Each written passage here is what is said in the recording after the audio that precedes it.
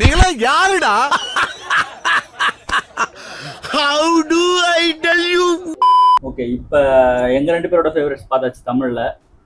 உன்னோட ஃபேவரட் சொல்லு. Favourite Tamil films உனக்கு பிடிச்ச படம் எது அப்படின்னு சொல்லி கேட்டாங்கன்னா, யாருக்கு நிறைய படம் பார்த்தவங்களுக்கு வந்து எனக்கு இது அந்த படம் தான் பிடிக்கும்னு சொல்லிட்டு யாராலையுமே சொல்லவும் முடியாது. அந்த கேட்டகரியில நானும் ஒருத்தன். என்னால வந்து இந்த படம் தான் பிடிக்கும் எப்பவுமே நல்லா பதில் சொல்ல முடியாது. ஸோ அந்த மாதிரி இப்போ தமிழ் படம் பிடிக்குன்றதால backbones of Tamil industry அப்படின்னு சொல்லிட்டு ஆக்ட்ரஸ் பேசிஸ்ல படம் சொல்லலாம் அப்படின்னு சொல்லிட்டு சொல்றாங்க. டேரக்டர் பேசிஸ்ல சொல்லலாம். ஸோ பட் ஆனா தமிழ் இண்டஸ்ட்ரி ஓடுறதுன்னு பார்த்தா ஆக்டர் பேசிஸ்ல தான். இப்போ நம்ம படத்துக்கு டிக்கெட் வாங்குறதா இருந்தாலுமே ரஜினி படத்துக்கு டிக்கெட் கொடுங்க, கமல் படத்துக்கு டிக்கெட் கொடுங்கன்னு தான் சொல்லுவாங்களே தவிர்த்து சங்கர் படத்துக்கோ மணிரத்னம் படத்துக்கோ டிக்கெட் கொடுங்கன்னு சொல்லி கேட்க. இப்போ ஃபர்ஸ்ட் இருந்தது. இப்போ ஆக்சுவலா வந்து டைரக்டர் பேசிஸ்லயும் கதை பேசிஸ்ல படம் பாக்குறோம். ஒரு காலத்துல ஹீரோ பேசிஸ்ல தான் இருந்துச்சு தமிழ் இண்டஸ்ட்ரி. என்ன ஹீரோ பேசிஸ்ல தான் கண்டிப்பா படம் நல்லா இருக்கோ இல்லையோ ஹீரோக்காக போய் பாக்குற காலங்கள் இருந்தது. ஸோ அதனால ஹீரோ பேசிஸ்ல அந்த ஒரு பர்டிகுலர் ஹீரோல அவங்களோட ஃபேவரட் மூவி அது ஏன் பிடிச்சதுன்னு சொல்லிட்டு பேசலான் இருக்கேன். ஸோ ஃபர்ஸ்ட் படம் துப்பாக்கி. விஜய்க்கு one of the breakthrough movie of his career. கண்டிப்பா அனில் சந்தோஷமா இருந்த காலம்.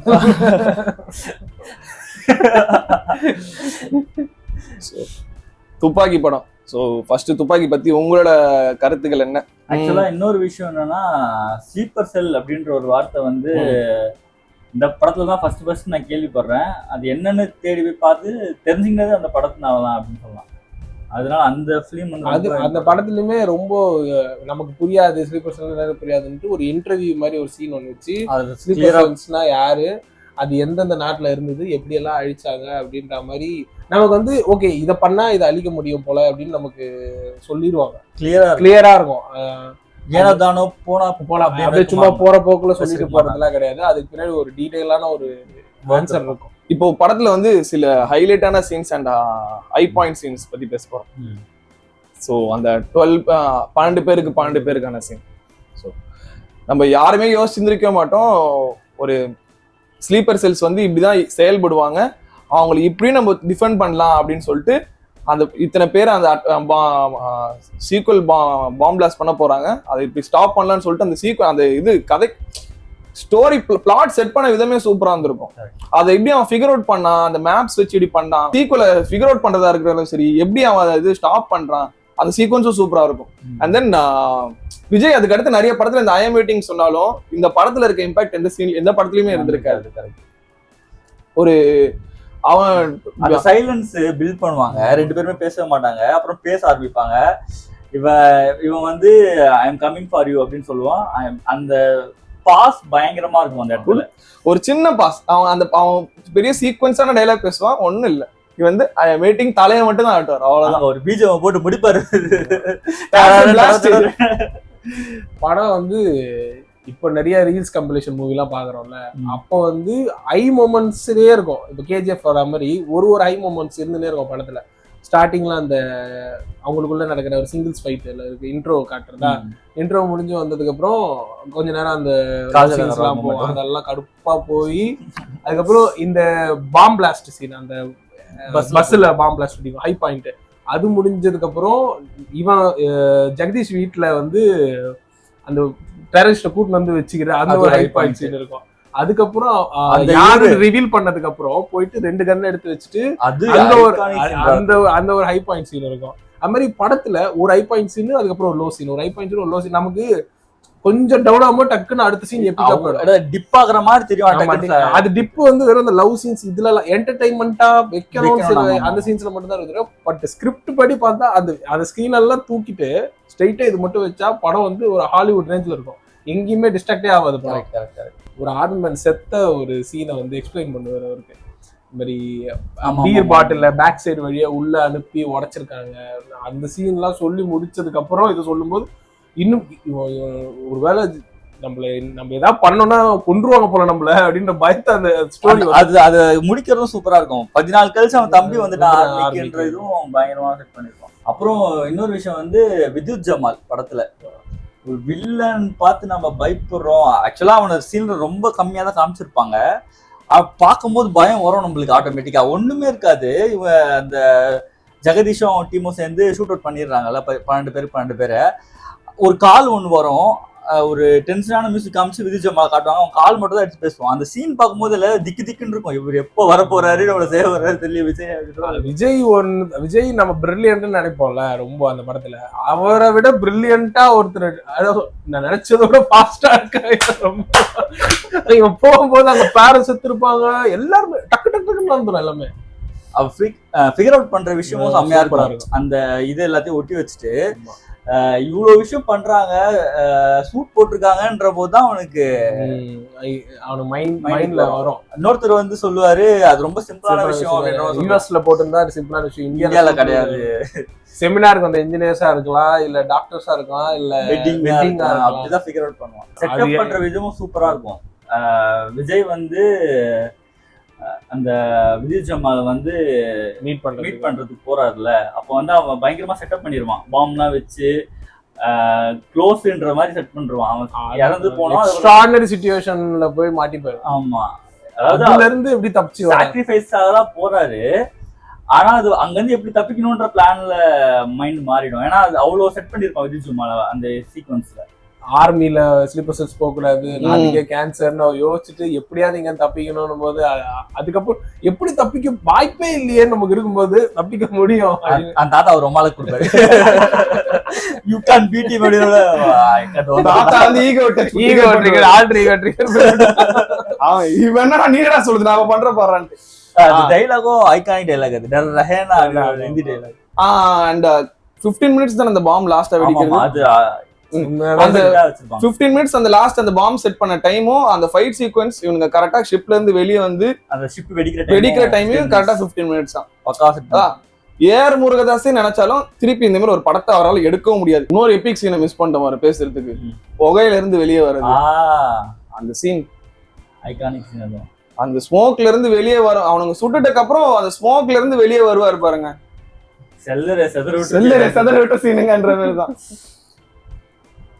அந்த மாதிரி நானும் சாம்பிராணி போக அதெல்லாம் போட்டுட்டு வெளியே வந்திருக்கேன் இருக்கு. சைனஸ் ப்ராப்ளம் வரும் பாத்துக்க. அது இல்லாம சாங்ஸ் எல்லாமே கூட சூப்பரா இருக்கும் படத்துல, எல்லா சாங்ஸும் நல்லா இருக்கும். எதுவுமே அண்டார்டிகா சாங், அலேக்கா லேக்கா, எல்லாம் வெண்ணிலவே, கூகுள் விஜய் பாடுனதுனாலயே செம பாட்டு.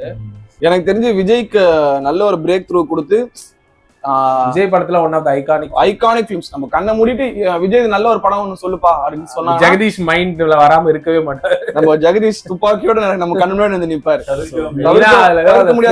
மெயினா மைண்ட்ல வந்துரும். அந்த அவர் நாளைக்கு நான் சாவ போறேன்னு தெரிஞ்சதுக்கு அப்புறம் அவங்க ஃபேமிலி போட்டோஸ் பாத்துட்டு ஒரு ஸ்மோக் ஒன் பண்ணுவான். அது வந்து அதான் விஜய் பர்ஃபார்மன்ஸே ரொம்ப நல்லா இருக்கும் அந்த படத்துல. சோ எனக்கு தெரிஞ்சு one of the best Vijay film பார்த்தா விஜய் ஃபிலிம்னு துப்பாக்கியோ சொல்றாங்க. தளபதி பத்தி பேசியாச்சு, தலை பத்தி பேசலனா அப்படி நல்லா சொல்லக்கூடாது. ஏகே ஓகே, ஏகே பத்தி பேசலனா அப்படி. ஏகேவோட ஒன் ஆஃப் த கல் கிளாசிக் ஃபிலிம் AK-50 மங்காத்தா. தலை 50 ஏன்னா அதுல டைட்டில் கார்டே தான் போடுவாங்க, என்ன கேட்க முடியாது. சோ மங்காத்தா, அஜித்தோட மங்காத்தா நானுமே டிவில தான் பார்த்தேன். ரொம்ப ஃப்ரெஷ்ஷா இருந்தது எனக்கு வெங்கடோட அந்த ஸ்டோரி லைனு. புதுசா ஏதோ பார்த்த மாதிரி இருந்தது தமிழ் படத்துல. ஒரு பெரிய ஹீரோ அவர் பிடிச்சி ஒரு வில்லன் ரோல் பண்ண வைக்கிறாரு. அவர் பயங்கரமா பண்ணிருக்காரு அதுல வில்லன் ரோல். ஆக்சுவலா த்ரிஷாவை கார்ல த்ரிஷா நடந்து போயிட்டு இருப்பாங்க, அவன் அப்பா கார்ல இருந்து புஷ் பண்ணுவான் விநாயக் மகாதேவ். நம்மளுக்கு அது ஒரு ஹீரோ ஒத்துக்க மாட்டாங்களா அவ்வளவு சீக்கிரத்துல அதை பண்றதுக்கு. இமேஜ் அப்படியே பேட் இமேஜா மாறும்ல, அதை ஒத்துக்கிட்டு அவர் பண்ணிருக்கிறது வந்து சான்ஸே இல்லை. ஒரு மாதிரி வியந்து பார்த்தேன் அதெல்லாம், இப்படிலாம் பண்ண முடியுமா அப்படின்றவே பார்த்தேன். மாண்டேஜ் ஒன்று வரும், எதுனா இன்ட்ரோ, அந்த ப்ரீ இன்டர்வல் சீன். அவனுங்க பணத்தை கொள்ளையடிச்சிட்டு வந்துட்டு அப்புறம் எப்படி அவனுங்களை ஏமாத்தி எடுக்கலான்னு சொல்லிட்டு ஒரு பர்ஃபார்மன்ஸ் பண்ணியிருப்பான். நான் அது ரீசெண்டா கூட யூடியூப்ல அந்த சீன் பார்த்தேன். என்னால அது இன்னும் கூட ஏத்துக்க முடியல. எப்படி இருந்த மனசுன்னு தூக்கின்னு போய் இந்த மாதிரி சிறுத்தை சிவாயிட்ட சிக்க வச்சுட்டீங்களான்னு. ஏன் அந்த ஆள் பர்ஃபார்மன்ஸ பாருடா எப்படி பண்ணிக்கிட்டு இருக்கா, என்னடா இவங்கிட்ட போய் மாட்டி விட்டுட்டு இருக்கீங்க. மாட்டி விட்டீங்களா? மாட்டிக்கிட்டாரு. எல்லாருக்குமே அந்த மாதிரி அமையாது. சில படம் தான் ரொம்ப ஜோஷ் ஆயிடும், அதை இதெல்லாம் கேட்டு நமக்கு ஒர்க் ஆகுதுன்னு ஃபீல் ஆனதுக்கு அப்புறம் டக் டக்குன்னு அவங்க அந்த மாதிரி பர்ஃபார்மன்ஸ் பண்ண ஆரம்பிச்சிருவாங்க. கரெக்ட். ஜிபியூலயே பர்ஃபார்மன்ஸ்லாம் அஜித் பயங்கரமா இருக்கும். பர்ஃபார்மன்ஸ் நல்லா தான் இருக்கும். அதுதான் அந்த ஏன்னா அது ஜாலியா இருக்குல்ல, அது டக்கு டக்கு டக்குன்னு அவங்களால பண்ண முடியும். கொஞ்சம் டவுன் ஆகும்போது அவங்களுக்கு தெரிஞ்ச இந்த படம் செல்ஃப் எடுக்காதுன்னு தெரிஞ்சுச்சுன்னா இதுக்கு இந்த படம் போதும்னு அவங்க மைண்ட்ல வந்துடும். அது மெயின் அந்த படத்துல வந்து பாட்டு, யுவன் மியூசிக் எல்லாமே பயங்கரமா இருக்கும். ரொம்ப பிடிச்சது தீம் சாங். அதுக்கப்புறம் அந்த ராவணாண்டாலும் ஒரு பாட்டு ஒன்று வரும், கிளப் சாங். அந்த சும்மா நடக்காது அந்த பாட்டு நடக்கிறதுக்கும் அந்த பாட்டுல இவரு ஒருத்தர் டான்ஸ் ஆடுவாரு, வெங்கட் பிரபு பாய்ஸ்ல ஒருத்தர், அவர் டான்ஸ் ஆடுனதுக்கு ஒரு ரிபகேஷன் அங்க நடக்கும். நான் இங்க தேர்ந்துக்கிற படத்தை நீ அது சீன் சும்மா நடக்கிற மாதிரியே இருக்காது, எல்லாத்துக்குமே ஒரு காரணம் இருக்கும். அதனால ஏதாவது ஒரு ப்ராப்ளம் அவங்க ஃபேஸ் பண்ணிட்டு தான் இருப்பாங்க. அண்ட் இன்னொரு விஷயம் சொல்ல வந்துட்டேன், படத்துல ஒரு 2-3 எடிட்டிங் சூப்பரா இருக்கும். எந்த விஷயத்துலனா அஜித் வந்து பிளான் ஒண்ணு பண்ணுவான், அவன் ரூம்ல வந்து ஒரு கேமரா ஷாட் ஒண்ணு போகும், ஒரு அஜித் கேமரா போயிருக்கும், மல்டிபிள்ஸ் அஜித் இருக்கிற மாதிரி சொல்லிட்டு டிஃப்ரெண்ட் காஸ்டியூம்ல டிஃப்ரெண்ட் ஒர்க் பண்ற மாதிரி இருக்கும். அது சூப்பரா பண்ணிப்பாங்க. ஃபர்ஸ்ட் டைம் அந்த சீன்லாம் பார்க்கும்போது கொஞ்சம் பயங்கரமா இருந்துச்சு எனக்கு பார்க்கும்போது. அண்ட் அதே மாதிரி வந்து வாடா பின் லாடான்னு சொல்லிட்டு ஒரு பாட்டு இருக்கும், அதுலயும் வந்து எடிட்டிங் சூப்பரா பண்ணிருப்பாங்க. சோ வித்தியாசமான 2 விஷயம் அந்த படத்துல ட்ரை பண்ணிருப்பாங்க. அவரோட ரோல் வந்து ஒன் ஆஃப் த ப்ராமினன்ட் ரோல்னு சொல்லலாம் அந்த படத்துல. ஒரு அஜித் வந்து இவனுங்களை வச்சு கேட் அண்ட் மவுஸ் கேம் ஆடலான்னு பார்த்தா இவங்க 2 பேருக்குள்ளே ஒரு கேட் அண்ட் மவுஸ் கேம் மாதிரி தான் போயிட்டு இருக்கும். இவன் எதுக்கு இவனுக்குள்ள வந்தான், எதுக்கு பணத்தை கொள்ளையடிச்சானுங்க, இவனோட மோட்டிவ் என்ன, எதுக்கு இவன் ரிட்டையர் ஆனா, அவங்களுக்குள்ளே ஒரு சின்ன ஒரு கேம் மாதிரி தான் போயிட்டு சஸ்பென்ஸோட தான் போயிட்டு இருக்கும். இல்ல சஸ்பெண்ட் பண்ணிடுவாங்க அஜித் வேணும்னு. அது இவங்க 2 பேரோட கேரக்டர் என்னன்னே புரிஞ்சுக்காத மாதிரி இருக்கும். கடைசியில ஒரு ட்விஸ்ட் ஒண்ணு வச்சு ஒண்ணு முடிப்பாங்க பாருங்க படத்தை, நீ உள்ள வெளியே. ரொம்ப பிடிச்சது லவ் சீன்லாம், லவ்லாம் ஒண்ணுமே இல்ல, குடிக்கவே கூடாது சொல்ற டைலாக். லட்சுமி ராய் உள்ள வச்சுக்கினேன் சூப்பரா ஒரு சென்ட் ஆஃப் பண்ணுவாடா, இந்த டோர் நம்பர் அந்த டோர் நம்பர் அப்படி சஞ்சய் ராமசாமி மேல் வீட்டுல இருக்காரு, மறந்துட போறாரு. அந்த ஐஸ்ட் எடுத்ததா இருந்தாலும் சரி, அவனுக்கு பணத்தை கொள்ளையடிச்சு வச்சதுல இருந்து எல்லாமே ஒரு மாதிரி பிளாட்டே சூப்பரா இருக்கும். படத்தோட பிளாட் எடுத்துட்டு போய் ஒரு ஐ பாயிண்ட்ல ஆரம்பிச்சு ஐ பாயிண்ட்ல தான் படத்தை முடிச்சிருப்பான்.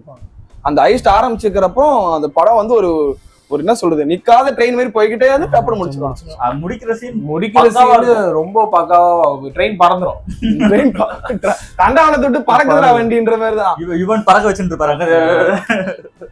இங்க இருந்து அவர் போய் நான் புடிச்சிட்டேன், ஆக்ஷன் கிங் சொல்லுங்க, அல்டிமேட் ஸ்டார், என்ன நடக்குது, அவன் தான் கிளவுன் ஆயிருப்பான். நம்ம ஒரு பீரியட் ஆஃப் டைம்க்கு அப்புறம் என்ன பண்ணுச்சுமா, அஜித் செத்துட்டானா, ஓ அப்ப படத்துல யாரு தான்டா ஹீரோ, அப்ப அர்ஜுன் ஹீரோ அப்படின்னு யோசிக்க வச்சானுங்க. ஏன்னா நான் வந்து தியேட்டர்ல உட்காந்து படம் பார்த்து அஜித் வந்து ஹீரோ, அவன் தான் வந்து படத்துல மெயின் ரோல் நினைச்சிட்டு இருப்போம். அவனை நெகட்டிவ் ஷேட்ல காமிச்சு அவனை சாவடிச்சுட்டானுங்க. அப்ப யார் தான் படத்துல ஹீரோ நம்ம யோசிச்சு உட்காந்துட்டு இருந்த டைம்ல இருங்க பாய் அப்படின்னு சொல்லி கிளைமேக்ஸ்ல ஒரு ட்விஸ்ட் வச்சு படத்தை சூப்பரா முடிச்சிருப்பான். சோ எனக்கு ஏகேவோட மை ஃபேவரட் ஃபிலிம்னு கேட்டா மங்காத்தா. நெக்ஸ்ட் படம் வந்து சூர்யாவோட படம் அயன். எல்லா ஆக்டருக்கும் ஒரு எக்ஸ்ட்ராடனரி மூவியெல்லாம் பிக் பண்ணிருக்காரு. ஸோ அவங்களோட கரியர் பீக் மூவிஸ்னு ஒருத்தர் இவங்களோட career milestone break through movie அப்படி சொல்லுங்க. பிரேக் த்ரூலாம் இல்ல, எனக்கு தெரிஞ்சு சூர்யா அந்த டைம் சூர்யா பிரைம் மூவில சூர்யாவே பிரைம்ல தான் இருந்தாரு அந்த டைம்ல, இந்த அயன் வந்த டைம்ல. ஸோ அதோட கேவி ஆனந்தோட டெபியூ டைரக்டரியல் மூவி. அவர் one of the top cameraman எல்லாருக்கும் தெரியும். என்னால டைரக்ஷனும் பண்ண முடியும், அதுவும் நான் பெஸ்ட்டை கொடுப்பேன்னு சொல்லிட்டு எடுத்த படம் தான் அயன். எப்படின்னா நம்மளை கன்வின்ஸ் பண்ண விதம் தான் படத்துல. அவன் இப்ப என்ன எண்ட் ஆஃப் தி டேல அவன் எண்ட் ஆஃப் த மூவில அவன் என்னதான் நல்லது செஞ்சாலுமே அவன் ஸ்டார்டிங்ல அவன் எப்படி இருந்தா நம்மள கன்வின்ஸ் பண்ணி அவன் பண்ணது கரெக்டா தான் நம்மள எடுத்துட்டு போறாங்கல்ல, அதுதான் ஒரு நமக்கு நம்ம கிட்ட அது சொல்ற விதம் இருக்குல்ல. இப்போ டைமண்ட் கடத்திட்டு வராங்கன்னா அதை வித்துருவாங்க, வித்துட்டு வேற ஒரு ஆள் மல்டிபிளா வித்துப்பாங்க, அதனால காசு ஜென்ரேட் பண்றாங்க. திருட்டு வீசி எடுத்துட்டு வராங்க, ஒருத்தர் கிரியேட்டிவ் உழைப்பு எல்லாமே இருந்தாலும் அதனால காசு ஜென்ரேட் பண்றாங்க. பட் போதை மருந்து எடுத்துட்டு வரும்போது தான் நிறைய பேர் லைஃப் வீணாகுது இல்ல, அதை மட்டும் நான் பண்ண மாட்டேன்னு அவங்க ஸ்டாண்ட் எடுக்கிறாங்கல்ல. சோ அதுல அந்த பார்டர் தாண்டிடுறாங்க ரெண்டு பேரும். சொசைட்டியே பாதிக்குதுன்ற காசுக்காக நான் என்ன வேணா பண்ணுவேன்னு ஒரு ஆளு, எவ்வளவுதான் காசு கொடுத்தாலும் ஒன்னத்தை நான் பண்ண மாட்டேன்னு ஒருத்தர் நிக்கிறாருல. சோ அது அந்த வேர்ல்டுல அவங்கள இவங்க நல்லவங்கன்ற மாதிரி நமக்கு ப்ரூவ் ஆயிடுது. அது ஏன்னா அந்த டைலாக்ல வரும்ல, கோடி ரூபாய் கொடுத்தாலும் சில விஷயம் பண்ணணும். அது அந்த கேரக்டர் மேல நமக்கு ஒரு மரியாதை வந்துடும். கடத்த தொழில் தான் பண்ற, ஆனா அதுல உனக்குன்னு ஒரு எத்திக்ஸ் வச்சிருக்காங்களா, மாரல். இது நான் பண்ண மாட்டேன், இன்னொருத்தர் லைஃப் ஸ்பாயில் ஆகுது நான் இது வந்து எக்கானமியை வீக் பண்ணும். ஒரு திருப்பி எடுத்துட்டு வரது எக்கானமி வீக் பண்ணும். அது உடனேவும் எல்லாருக்கும் தெரியவும் தெரியாது. அதுவும் இல்லை ஓவர் த லாங் பீரியட். அதுவும் இவங்க ஒருத்தர் பண்றதுனால பெருசா எக்கானமி ப்ராப்ளம் ஆகுமானா ரொம்ப ரேரா, ஆனா ஆகும், ரொம்ப கம்மியா ஆகுதுல்ல. ஆனா ஒரு போதை மருந்து ஒரு சொசைட்டியை ஸ்பாயில் பண்ணும். அதை நான் பண்ண மாட்டேன், என்னால இன்னொரு லைஃப் போக கூடாதுன்னு நினைக்கிறது இருக்குல்ல, அப்பதான் நமக்கு ஓகே டிஃபரன்ஸ் தெரியுது. அண்ட் தென் வில்லன் வந்து நம்ம யாருமே எதிர்பார்க்காத ஒரு கேரக்டர். வில்லன் வந்து எப்படி சொல்றது, கமலேஷ் சேட்டு. ஸோ அந்த அந்த கேரக்டருக்கு ஏத்த ஒரு பர்சன் தான். பட் நம்ம பார்க்காத ஒரு புதுமுகம். அவனை பார்த்தா இவன்லாம் என்னடா பண்ண போறான் அப்படின்னு நினைச்சிட்டு இருப்போம். But is mastermind of the movie. And then Chitti Babu தான் அந்த இன்னொரு கேரக்டர் பேரு. அவர் வந்து நம்ம சில விஜய் டிவி ஷோஸ்ல எல்லாம் பார்த்திருப்போம், ஒரு காமெடினா பார்த்திருப்போம். இந்த படத்துல காமெடியா தான் காமிச்சிருப்பாங்க. பட் அவருக்கு ஒரு எமோஷனல் அண்ட் பேட் சைடு காமிச்சு சூப்பரா எடுத்துரும். அவரோட பெர்ஃபார்மன்ஸ் இந்த படத்துல ரொம்ப சூப்பரா இருக்கும். என் விசுவாசம் கமலேஷ் சேட்டுக்கு விசுவாசத்தை காமிச்சிருவாரு. ஆனா ஆக்சுவலா ரொம்ப நேர்த்தியா இருக்கும், நம்மளுக்கு சந்தேகமே வராது அவன் மேல. அந்த போன் பண்ணி தேவா கிட்ட சொல்லுவான், உங்க அம்மாக்கு ஆக்சிடென்ட் ஆயிடுச்சுரா, போடா அங்க இருக்காரா, கதறின்னு இருப்பான். அப்பதான் நம்மளுக்கு டவுட்டே ஷிஃப்ட் ஆகும். அது வரைக்கும் அவன் மேல நம்மளுக்கே டவுட் வராது. நம்மளுக்கு டவுட்னாச்சும் வரணும்ல, காட்டுறதுல ஒரு விஷயத்துக்கு கூட டவுட் வராது. அந்த அளவுக்கு சூப்பரா ஸ்கிரீன் பிளே பண்ணிருக்காரு கேவி ஆனந்த். நிறைய படத்துல வந்து பார்க் ஓவர் சீக்வன்ஸ்லாம் வந்து ரொம்ப ரேர் தமிழ் சினிமால. Okay, first time parkour வச்சு ஒரு ஸ்டன் சீக்வன்ஸ் பண்ண முடியும். அதுவும் சூர்யாவே most of the scene dupe இல்லாம பண்ணிருப்பாரு இந்த படத்துல. கரெக்ட். அவருக்கு எனக்கு தெரிஞ்சு ஒரு பெரிய குடோஸ் கொடுத்தே ஆகணும். ரிஸ்க் எடுத்து அந்த டைம்ல யோசிக்காம பண்ண சீக்வன்ஸ் அதெல்லாம். அது அயன் நடக்கிற இடமும் சரி, அந்த ஆப்பிரிக்கால போய் இங்க இருந்து போய் ஆப்பிரிக்காவோட பாலிடிக்ஸ்ல லைட்டா ஒரு சீன்ல காமிச்சிட்டு அப்படியே அங்க இருந்து அது அந்த பாலிடிக்ஸ்னால அங்க என்னென்னலாம் விற்கிறாங்க, அதனாலதான் வாங்குறாங்க, அதையும் எக்ஸ்பிளைன் பண்ற விதம் இருக்குல்ல, அது டீடைலிங் சூப்பரா இருக்கும். ஒரு ஃபுட்பால் விளையாண்டுப்பாங்க, வருவாங்க, சுடுவாங்க, ரத்தம் விழும், அதுக்கப்புறம் எல்லாத்தையும் மாறி போட்டு அதே பால் எடுத்துட்டு போய் அந்த பசங்க விளையாட்டு போயிட்டே இருப்பாங்க. இங்க அப்படிதான் ராணுவ ஆட்சி இப்படிதான் இருக்கும். ராணுவ ஆட்சினா என்ன, இப்படிலாம் இருக்கும் போல, எனக்கு தெரியாது, நம்ம பார்த்தது இல்லைல்ல. அந்த டைலாக்மே சூர்யா சொல்லக்கூடிய இருக்கும், நீ உனக்கு ஒண்ணும் ஆகல, அவ்வளவுதான் கிளம்பு, அவ்வளவுதான். ஸ்மக்லிங் ப்ரொசீஜரே சூப்பரா காமிச்சிருப்பாங்க. நோட்டை வச்சு மேட்ச் பண்ற விதமா இருக்கட்டும். அண்ட் சூர்யா கெட்டப் மாத்துறது அந்த ஏர்போர்ட்ல, அந்த பாத்ரூம்ல உட்காந்து அந்த இத பாட்டில் இது பண்றது. ஸோ டைமண்ட்ஸ்க்கு இவ்வளோ வேல்யூ இருக்குன்னு சொல்லிட்டு அந்த படம் பார்த்ததுக்கு அப்புறம் தான் எனக்கே தெரிய வந்துச்சு. ஸோ அந்த ஸ்மக்லிங் பண்ணி இந்த டைமண்ட்ஸ் மட்டும் இல்லை, எலக்ட்ரானிக்ஸ், கோல்டு இதெல்லாம் எடுத்துட்டு வருவாங்க அப்படின்னு சொல்லிட்டு ஸ்மக்லிங்னா என்ன அப்படின்றத ஒரு ஓவரால் வியூவா அந்த படம் நமக்கு ஒரு இது கண்டு போனப்பா. இதுக்கு முன்னாடி இருந்த படத்துல, துப்பாக்கி படத்துல நம்ம சொல்லியிருந்தோம், ஸ்லீப்பர் செல்னா என்னன்னு சொல்லிட்டு ஒரு ஐடியா கொடுத்தது ஒரு படமா இருந்ததுன்னா, ஸ்மக்லிங்னா என்ன, அதை ஸ்டாப் பண்றதுக்கு ஒரு ஏர்போர்ட் உள்ள ஸ்டாப் பண்றதுக்கு கஸ்டம்ஸ்னு ஒரு டீம் இருக்கு, அவங்க என்னென்ன படிகள்லாம் மேற்கொள்றாங்கன்றத சூப்பரா அந்த படத்துல காமிச்சிருப்பாங்க. அந்த படத்தை அவரே கலாய்ப்பாரு படம் ஃபுல்லா. ஹீரோ வந்து எல்லாம் கடத்துவாரா, அதுக்கப்புறம் வேலைக்கு சேர்ந்துருவாரா. இந்த படத்துக்கு 5 ஸ்டார் கேட்கும். அண்ட் இன்னொரு விஷயம் இந்த படத்துல பிடிச்ச விஷயம்னா, ஒரு கான்ஃபிளிக் காமிச்சிட்டு அண்ட் தென் அதை ரீவைண்ட் பண்ணிட்டு இன்னொரு பாயிண்ட் ஆஃப் வியூல இருந்து அந்த விஷயத்தை காமிப்பாங்க. சோ அவ வந்து அந்த வீட்டுல பக் செட் பண்ற இதுவா இருக்கட்டும், தமனா வீட்டுல பக் செட் பண்றதா இருக்கும் சொல்லிட்டு, அண்ட் இவனுக்கு வந்து இவனுங்க ஒட்டு கட்டிட்டு இருப்பானுங்க கமலேஷ் வீட்டுல என்ன நடக்குதுன்னு சொல்லிட்டு, இவன் அதை கண்டுபிடிச்சிட்டு பத்த வச்சுட்டு போயிடுவான். காரை வெடிச்சிடும். கார் வெடிச்சதுக்கு அப்புறம் பார்த்தா இவனுங்க கார்ல இருந்து தப்பிச்சிட்டு இருப்பானுங்க. எப்படி தப்பிச்சாங்கன்னு காட்டுறது. அதே மாதிரி கார் டயர் வெடிச்சதுக்கு அப்புறம் அந்த வெடிச்சு கீழே வந்ததுக்கு அப்புறம் ரீவைண்ட் பண்ணி போய் அது எப்ப கழட்டினாங்கன்னு ரீவைண்ட்ல காட்டுறது. எல்லாமே பேக்ல போய் நமக்கு ரிவீல் பண்ணிட்டு வரும். அதான் ஒரு கான்ஃபிளிக் நடக்கும், அதை ரீவைண்ட் பண்ணி வேற பாயிண்ட் ஆஃப் வியூல எப்படி நடந்துச்சுன்னு சொல்லிட்டு காட்டுவாங்க. படத்துல இப்ப ஒரு ரீசெண்டா நிறைய மீம் டெம்ப்ளேட் வந்ததுன்னு பார்த்தா இந்த படம் ஒண்ணு சொல்லலாம். யார நம்புறதுன்னே தெரியல, தாசன் தான். அப்புறம் லட்டுல வச்சு நினைச்சு தாஸ் நட்டுல வச்சுன்னு சொல்றது. ஒரு மீம் டெம்ப்ளேட்டுக்கான நிறைய ஒர்க்கோட இருக்கும். சூப்பரா படமே பயங்கர விஷுவல் ட்ரீட்டா இருக்கும். அந்த கிளைமேக்ஸ்ல அவனுக்கு என்ன ஆச்சுன்னா அப்படின்னு யோசிச்சதுக்கு அப்புறம் தான் என்ன நடந்ததுன்னு காட்டுற சீன் எல்லாம் சூப்பரா இருக்கும். அவன் எங்கன்னா மலையில ஏதாச்சும் பள்ளத்தாக்குற டைம் அது நமக்கு இருக்கும் அந்த டவுட். ஆமா. என்ன ஆச்சு கமலேஷ்? காட்டவே இல்லையே. அப்பதான் அவரு கேட்பாரு, அந்த கமலேஷ் என்ன அவனாசா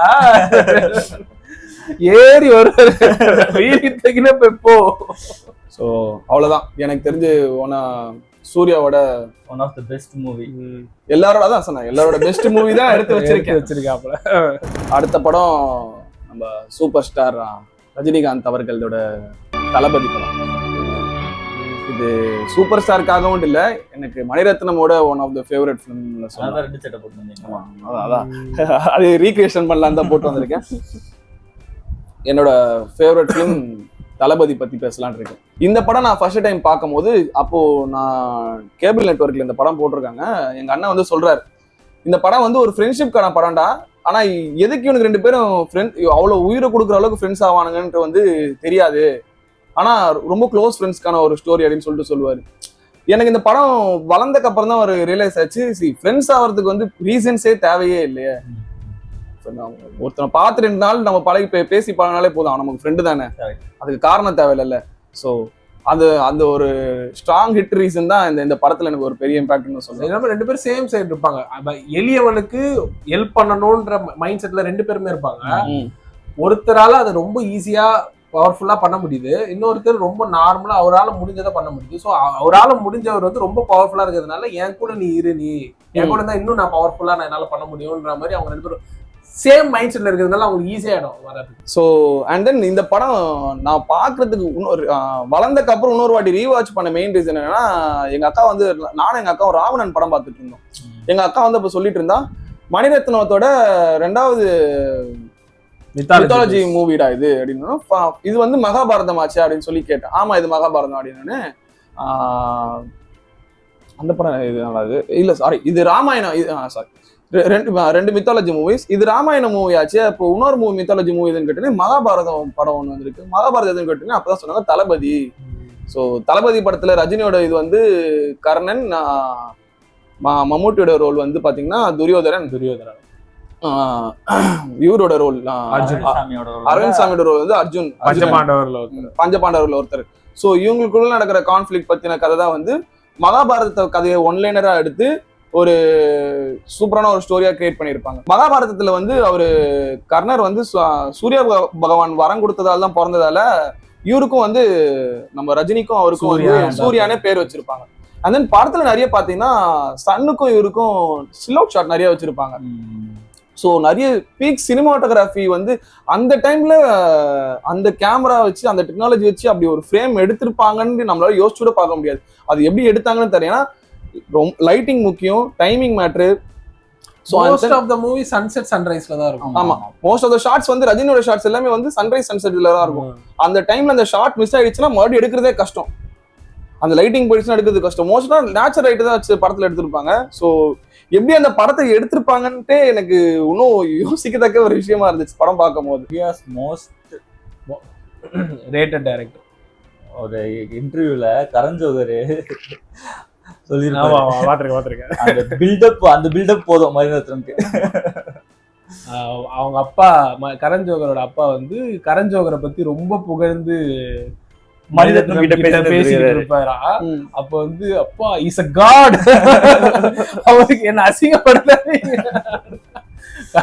யோசிச்சு பாரு, காட் அவங்களை பொறுத்த வரைக்கும் மணிரத்னம்லாம். இது one of the peak scene பேச மறந்துட்டேன் பாருங்க, the breakup scene. Iconic breakup scene. Iconic breakup scene. பிரேக்கப்லயே ரெடி இல்ல, அது அவ்வளவு எமோஷனலா ஃபீல் ஆகல, பட் ஆனா அது சீன் சூப்பரா இருக்கும். எனக்கு எப்பவுமே ஒரு சன்ரைஸோ சன்செட்டோ உடனே கை வச்சு அந்த சீனை ரீக்ரியேட், எனக்குனாலே அந்த மியூசிக் மண்டைக்குள்ள அந்த மியூசிக் கூட ரீக்ரியேட் பண்ணாங்க. இல்ல எனக்கு ஒரு ரீல்ல ரொம்ப ட்ரெண்ட் அது. இப்போ அது ரொம்ப சேச்சுரேட் பண்ணிட்டாங்க. பட் அப்பத்துல இருந்தே அந்த சீன் எனக்கு ஒரு எபிக் பிரேக்கப் சீனே சொல்லலாம். அது அவங்க 2 பேர் நடக்கிற கான்வர்சேஷன் சொல்லிட்டு போ அப்படின்னு சொல்லிட்டு அவங்க சோபனம் போகும்போது அப்படியே பேக் ஷாட்ல காமிச்சிட்டு தலைவரை காட்டும் போது அப்படி திரும்பி இப்படி பாப்பாரு பாத்தீங்களா, போங்கடா. இப்ப நிறைய பேர் சொல்லுவானுங்க தலைவருக்கு நடிக்கவே தெரியல, சும்மா ஸ்லோ மோஷன்ல வந்துட்டு போயிட்டு இருக்காரு. போய் அந்த தளபதி படத்தை பாருங்க, அந்த ஆளு என்ன 6 வரை பாரு, தர்மதுரை பாரு, இதெல்லாம் போய் பாருங்க. ரஜினி படம் பார்க்காம அவர் 170 படங்கள்ல இவங்க ஒரு 4 படத்தை சாதி பார்த்துட்டு மட்டும் தான். பேசிட்டு இருக்கானுங்க. 4 படத்தை பார்த்துட்டு மட்டும் பேசுறாங்க. 170 படத்துல அவர் மத்த 2K kidsரா. ஆ, என்ன எதிர்பார்க்கறீங்க? விவரம் சின்ன பசங்க. கமல் ஃபேன் ஆயிட்டாங்க திடீர்னு எல்லாரும். என்னன்னு பார்த்தா விக்ரம் பார்த்துட்டு யாரா நீங்க? அவரோட மூவி பிலிமோகிராஃபி எல்லாம் பார்த்தா இவனுங்க பாதி கூட ஒரு கால் வச்சு கூட பாத்துருக்க மாட்டானுங்க. Vikram Indian two Bigg Boss பார்த்துட்டு வந்துட்டு நான் கமல் ஃபேன்ன்றானுங்க. இந்தியன் 2 பார்த்து எப்படி ஃபேன் ஆவீங்க?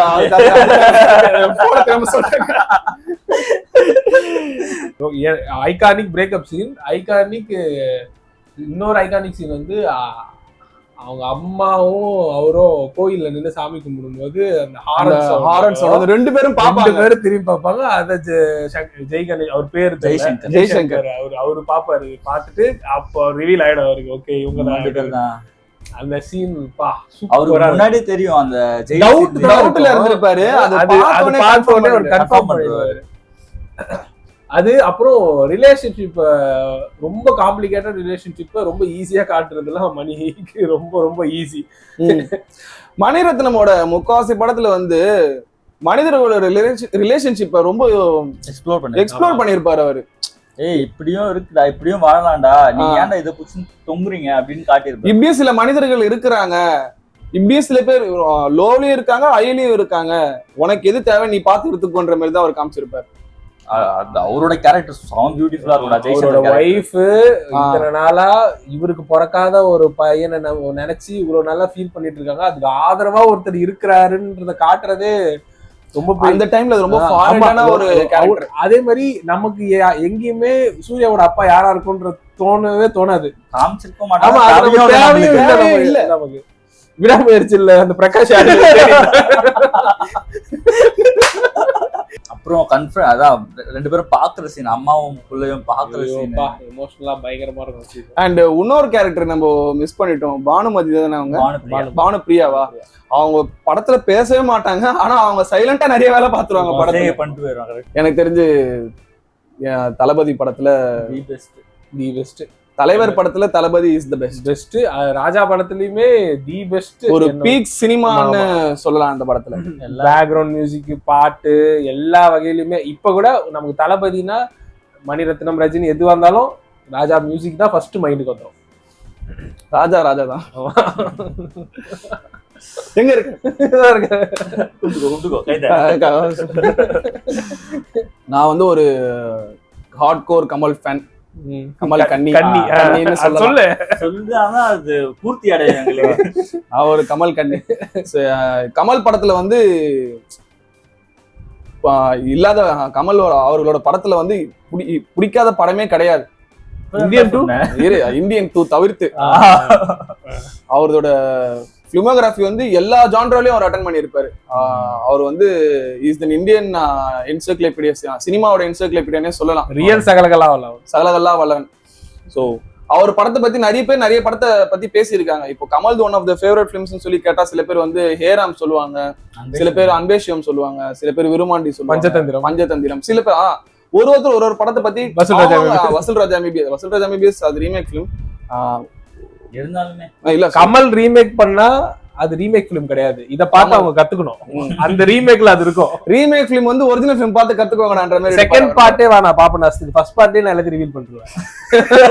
வேணா இல்ல, நான் எத்திக்கலா நான் என்ன ஸ்டாண்ட் எடுக்கிறேன்றத அந்த படத்தோட டைரக்டர் இந்த படத்தை டைரக்ட் பண்ணியிருந்தாலும் இந்த படத்துல நான் ரிவீல் பண்ணுவேன். அவங்களுக்கு நான் மன்னிப்பு கேட்டுருவேன்றத சொல்றது இருக்குல்ல, அதுல அடிச்சுக்க முடியாது. கமல் படத்துல வந்து ஒரு படம் எடுத்து ஃபார் அஹெட், அவர் எடுத்த படம் எல்லாமே ஃபார் அஹெட் ஃபிலிம்ஸ் தான். பட் இந்த படத்தை பத்தி யாருமே பேசலையோன்னு எனக்கு ரொம்ப நாள் தோணுச்சு. என்ன படம்னா ஆள வந்தாங்க. ஒரு கேரக்டர் பார்த்து பயம் வந்தது, ஒரு மாரி நைட்ல தூக்கம் வராம பயமுறுத்துற அளவுக்கு ஒரு சின்ன வயசுல ஒரு கேரக்டர் பயமுறுத்துச்சு பார்த்தா ஆள வந்தான்ல கேரக்டர் பார்த்து நீ டிராமா ஆயிருக்கு. நந்துன்ற கேரக்டர் ரொம்ப பயங்கரமா இருப்பாரு. அவர் பர்ஃபார்மன்ஸ் வைஸ்லயே நம்மள அவ்வளவு பயமுறுத்துவாரு அந்த படத்துல. சோ நான் பேச ஆரம்பித்து முன்னாடி நீங்க சொல்லுங்க, ஆள வந்தன் பாத்திருக்கீங்களா? முன்னாடி ஸ்டார்டிங் சீக்வன்ஸ்ல வந்து இவங்க கதை வந்து நான் ஒரு சின்ன சுருக்கமா சொல்லிடுறேன். இவங்க அந்த ஆபரேஷன் முடிஞ்சிட்டு வந்த உடனே இவங்க 2 பேருக்கு கல்யாணம் ஆகுது. கல்யாணம் ஆகிறதுக்காக இன்வைட் பண்ண போறாங்க. பட் என்ன ப்ராப்ளம்னா இவர் சின்ன வயசுலயே அசைலம்ல வச்சிருவாங்க. அசைலம்ல வச்சுட்டு இவரை வந்து வெளியே ரிலீஸ் பண்ணா பொதுமக்களுக்கு ஆபத்து, இவர் அசைலம்லேயே வச்சுக்கணும்னு சொல்லிட்டு அவரை ரிலீஸ் பண்ணாம அசைலம்லேயே லாக் பண்ணி வச்சிருக்காங்க. எதனால அந்த முடிவுக்கு வராங்க? இவர் ரிலீஸ் பண்ணா ஏன் ஆபத்து அப்படின்னு ஏன் அந்த முடிவுக்கு வராங்க? ஏன்னா அவரோட அந்த அசைலம் இருக்க சைக்காட்ரிஸ்ட் என்ன சொல்லுவார்னா, இஸ் நாட் மென்டலி ஸ்டேபிள். அதுதான்டா, எதனால அந்த முடிவுக்கு வராங்கன்னு கேக்குறேன். ஏன்னா அவருக்கு அந்த என்ன சொல்றது, மென்டலி நான் ஸ்டேபிள்னா உள்ள சராசரி மக்கள் கூட இருந்தா எல்லாரும் கொலை பண்ணிடுவாரு. அவரோட சித்தி அவர் கொலை பண்ணிடுவாரு. அதான் நான் கேட்டேன். அவர் குத்திடுவாரு. குத்துறதுக்கு அப்புறம் அந்த லேடி வந்து பாட்டில் எடுத்து அவங்க மண்டையில அடிச்சிருவாங்க. கமல் சின்ன வயசு கமலோட மண்டையில அடிச்சிருவாங்க. அப்போ ஒரு மாதிரி அப்போல இருந்து அவருக்கு அந்த விஷுவல்ஸ் எல்லாமே ஒரு மாதிரி தோண ஆரம்பிச்சு. அதுக்கு முன்னாடில இருந்து ஒரு கால்குலேஷன் இருக்கும். அவங்க அம்மா தெரிவாங்க, அவங்க அம்மா தான் ஆக்சுவலா கத்தி எடுத்து கொடுப்பாங்க. நீ போய் சித்திய இதான் டைம், நீ போய் கொன்னுடுன்னு. ஆனா அதெல்லாம் எதுவுமே இல்ல. பட் அவருக்கு வந்து அவங்களுக்கு தோணுது இதான் டைம், நம்ம இதுக்கு மேல அவளை டாலரேட் பண்ண முடியாதுன்னு. அது வந்து அவங்க அம்மா சொல்ற மாதிரி எல்லாமே யாரோ அவருக்கு ரொம்ப கம்ஃபர்டபுளான ஒரு பீப்புள் வந்து நமக்கு அவர் சொல்லி அதை அவர் பண்ணிடுறாரு. இது நான் பண்ணி இது அவங்க சொன்னாங்கன்ற மாதிரி. அது வந்து மல்டிபிள் பர்சனாலிட்டி ஹாலுசினேஷன் அவருக்கு எல்லாமே அவர் கண்ணுக்கு தெரியும். ஒரு படத்துல தனுஷ்க்கு வர மாதிரி அது. ஆமா, ஹாலுசினேஷன் தான். அதுதானே பைபோலார் டிசார்டர் ஹாலுசினேஷன் வர. அந்த பைபோலார் டிசார்டர் அட்லீஸ்ட் தனுஷ்க்கு வந்து பண்ணதுக்கு அப்புறம் நம்ம இப்படி பண்ணக்கூடாதுன்றது இருக்கும்ல. இவருக்கு வந்து அதெல்லாம் இருக்காது. ஒரே ஒரு இடத்துல மட்டும்தான் ஒரு பிரேக் ஆகுது. அந்த ஷர்மிலான்னு ஒருத்தவங்களை கொல்லும் போது மட்டும்தான், கொன்னதுக்கு அப்புறம் பிரேக் ஆவார். மற்றபடி அவர் பண்றது எல்லாமே கரெக்ட்ன்ற மாதிரி தான் அவருக்கு இருக்கும். எங்கேயுமே அவர் தப்பு பண்ணது இல்ல, நம்ம எடுத்த ஸ்டாண்டு கரெக்ட், உன்னை காப்பாத்துறதே போறதே நான் தான் அப்படின்ற மாதிரி மைண்ட் செட் தான் அவருக்கு இருக்கும். அது இல்லாம அவருக்கு அந்த கேரக்டர்னா சாவை பார்த்து பயப்படவே மாட்டேன். எனக்கு அவர் ஒரு ஃபியர்லெஸ் ரூத்லெஸ் கேரக்டர் மாதிரி தான். அப்புறம் கண்ணாடியில வந்து நிறைய ரிசம்பிளன்ஸ் காட்டுவாங்க. இவர் கொலை பண்ணிடுவாரு. அந்த கொலை இவர் எப்படி பண்ணாருன்றத விஜய் வந்து கண்ணாடி பார்க்கும்போது தான் அவருக்கு எல்லாமே அவங்களுக்கு அந்த கண்ணாடி நிறைய அந்த சொன்ன மாதிரி அந்த கண்ணாடியில 2 பேரோட விஷுவலையும் காமிக்கிறது. 2 பேருமே மிருகம் தான். இவன் நல்லவன் அவன் கெட்டவன்லாம் நீ எதுவுமே பண்ண முடியாது. நந்துவும் கொலை பண்றவரு, விஜயும் கொலை பண்றாரு. விஜய் வந்து ஆர்மி இதுல இருக்கேன், போலீஸ் அதுல இருக்கேன், அதுல வந்து ரொம்ப ப்ரூட்டலா கொலை பண்ணுவாரு. இவர் வந்து அவருக்கு எது கரெக்ட்னு பண்ணுதோ அந்த கொலையை பண்ணுவார். 2 பேருமே மிருகம் தான்றதையும் ரொம்ப இதுவா காமிச்சிருவாங்க. அது ஒரு சீக்வன்ஸ்லயும் சொல்லியிருப்பாங்க. ஆக்சுவலா அவன் வந்து ஒரு டாட்டூ ஒன்று போட்டிருப்பான், பாம்போட டாட்டூ. எப்படின்னா பாம்பு இருக்கும், பட் தலை மட்டும் 2ஆ இருக்கும். அவன் சொல்லியிருப்பான் எதுக்காக இப்படி இருப்பேன்னா, அவங்க 2 பேரும் ரிசம்பிள் பண்ற மாதிரி, ஒரு உடல் 2 உயிர், இவங்க 2 பேருமே அடிச்சிக்க முடியாது, 2 பேரோட மைண்ட் செட்டும் ஒரே மாதிரி தான் அப்படின்னு சொல்லிட்டு ஒரு டாட்டூலயே சொல்லியிருப்பாங்க. 2 பேருமே கொலைகாரங்க தான், அவனுக்கு 2 பேருக்குள்ள அடிச்சுக்கிட்டா 2 பேருமே உயிரோட இருக்க மாட்டா, 2 பேரும் செத்துருவாங்கன்ற மாதிரி தான் சொல்லியிருப்பாங்க. அண்ட் தென் படத்துல வந்து அனிமேஷன் வைஸ்ல ரொம்ப எக்ஸ்ப்ளோர் பண்ணியிருப்பாங்க. வயலன்ஸ் ரொம்ப வயலண்ட் அண்ட் ப்ரூட்டலா இருக்க ஆக்ஷன் சீக்வன்ஸ் எல்லாம் வந்து எப்படி காட்டியிருப்பாங்கன்னா அனிமேஷன் வைஸ்ல காமிச்சிருப்பாங்க. ஸோ அது நமக்கு ரொம்ப கன்வின்சிங்கா இருக்கும். இப்போ நமக்கு பார்க்கும்போது அது வாய் ஃபேக்டரா இருந்தாலுமே அந்த டைம்ல அதை ஸ்கிரீன்ல தியேட்டர்ல பார்த்துருக்கேன்னு நினைச்சிருப்பான். என்ன நல்லா தானே பேசியிருந்தாங்க, திடீர்னு பொம்மை படம் போடுறாங்கன்னு நினைச்சிருப்பாங்களே தவிர்த்து அது எதுக்காக அங்க வச்சிருந்தாங்கன்னு அவங்களுக்கு தெரிஞ்சிருக்காது. ஸோ இதோட இன்ஸ்பிரேஷன் வந்து டாரண்டினோ கில் பில் ஃபிலிம்லயும் இருக்குன்னு சொல்றாங்க. பட் அது எந்த அளவுக்கு உண்மைன்னு தெரியல. ஆனால் ஆல்ரெடி ஏன்னு நினைக்கிறேன், கரெக்டா தெரியல டெக்னிக்கலா ஏன்னு நினைக்கிறேன். இன்னும் அந்த சீன்ல வச்சிருந்தா மேபி படம் ரிலீஸே ஆக போறதுக்கு சான்சஸ் இருக்கு. ஸோ அதை எவ்வளவு டெக்னிக்கா இதை வைக்கணும், ஆனா இதை வைக்கிறது எந்த வகையிலுமே யாரும் சுடிச்சிடக்கூடாதுன்றதுக்கு அந்த கார்ட்டூனை யூஸ் பண்ணதுன்றது சூப்பரா இருக்கும். அது இல்லாம கார்ட்டூன்ல இப்போ ஒரு கார்ட்டூன்ல ஒரு ஃபைட் காட்டுவாங்க, அது ரியலா மாறும்போது கார்ட்டூன்ல நடந்த எல்லாமே அங்க இருக்கும். அதுக்கப்புறம் அது ரியலா காட்டுவாங்க. டீடைலிங் அதே மாதிரி அங்க இருக்கிறதெல்லாம் சூப்பரா இருக்கும். பெரிய விஷயம். இந்த படத்துல ஃபீவர் ட்ரீம்ஸ் பத்தி சொல்லியிருப்பாங்க. Fever dreams, hallucination. Fever dreams பத்தி யாருன்னா அதை கேள்விப்பட்டிருக்கீங்க? ஃபீவர் ட்ரீம்ஸ் எப்படின்னா, உங்களுக்கு ரொம்ப ஹை ஃபீவர் இருக்கும், அது ட்ரீம் வரும் தெரியுமா?